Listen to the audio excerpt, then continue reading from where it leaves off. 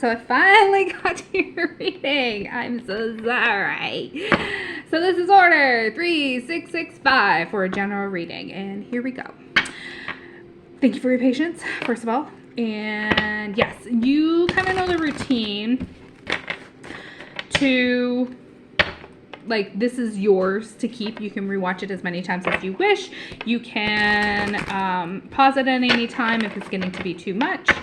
And you can share it if you wish. All those sorts of lovely good things. I have my computer here. That's where I'm getting your energy from. If you have any questions or if it's not resonating, please let me know how it resonates regardless. But hopefully it resonates well. But if you have any questions or anything, please let me know. And I will be pausing in between shuffling unless something else is coming to me. I grabbed one of my new decks. This is the first time that I've used it in someone else's reading, to be perfectly honest. So please let me know how it resonates. I'd like to know just to make sure that I bonded with it really well. So that's the only other thing. But yeah. All right, I'm shaking my leg. Are you stressed out? I feel like you're really stressed out. Jeez Louise. Ooh. The first card tends to set the tone of the reading as well. So yeah, we're gonna go over that too. That wants to come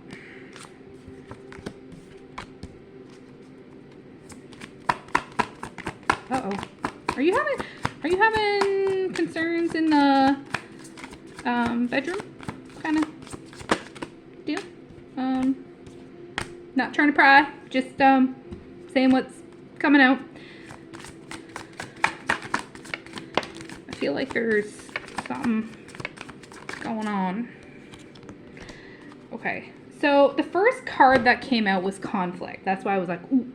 So I think you're having some differences and some conflict either within yourself or by another individual. So this is about, like, there's a conflict of interest, there's differences, there's maybe possibly incompatibility. You're not seeing, you don't have your values aren't aligned kind of idea. That's how I'm feeling with this. And that's where this clashing is coming in, because you really, really care for this other individual. I have huge goosebumps. Holy doodle. So I think there's some trouble going on because of these differences. It's really eating you guys away. It's really affecting you as a unit, as a whole. That's how I'm feeling with this. And you are really stressed out and anxious about other things in your life, but this is the one that's like very, very significant. You know what I mean? Lusting came out next. So this is about, like, sexual energy. It can be about, like, possibly something that's kind of forbidden, something that you want to maybe do or the other individual wants to do, but you're not seeing eye to eye. You don't want to, you're not on the same page. You're not on the same wavelength when it comes to that sort of thing. It's almost like there's no commitment to expanding where you kind of see things in that aspect of your realm. One day came out next. So one day is about, like, someday, somewhere, another time, then this might work out. This might be different, but you're just very confused and you're conflicted about this sort of stuff because you really, really care for this person, but you can't see eye to eye on certain things. And it's really, really frustrating you, and it's confusing you, and it's stressing you out. So the confusion is not only, like, uncertainty, unclear, unsure, those sorts of things, but you're really in your head. You're really analyzing and overthinking a lot of things. And I think you need to kind of just take a step back, and not necessarily from this person, but take a step back and just focus on yourself. Focus on your self-love and your self-appreciation so that you know how to go about giving to others for what their love language is. I think you need to figure out the love language of this other individual, because I don't think you have it nailed down. You know what I mean? I think you are definitely trying and you are on the right path, but it's not quite there. And I think that's where some of the confusion is coming in too, and where some of this conflict is coming in too. Hoping came out with open heart. So hoping is about like expecting, manifesting, having faith that it's gonna work out. So you are manifesting all of this in, and you're trying to bring it towards you, but I feel like you're not really truly believing it.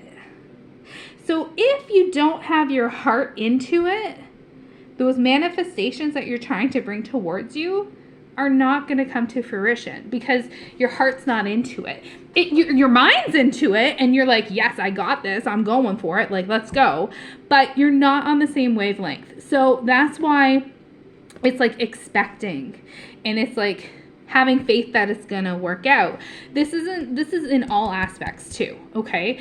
And then the open heart of this is about like being receptive towards what the universe is actually giving you, instead of what you're hoping it's going to give you.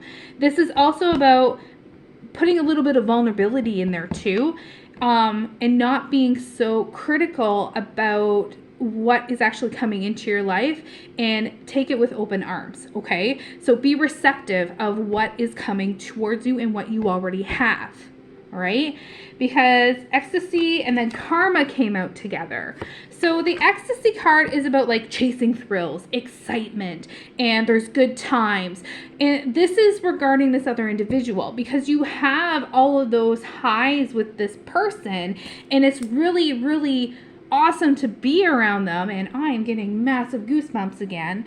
And you're just like, you can't wait to see them and be with them and do these sorts of things with them. But it's that cause and effect karma balance going on, okay? So there's chasing thrills and excitement, but you need to understand the consequences of the actions that you are going to be doing. So you got to kind of outweigh things and see things from an outside perspective as well. And you got to kind of, again, just see how you are and love who you are first, okay? Because I think that that's really important too. The bottom of the deck is fantasy.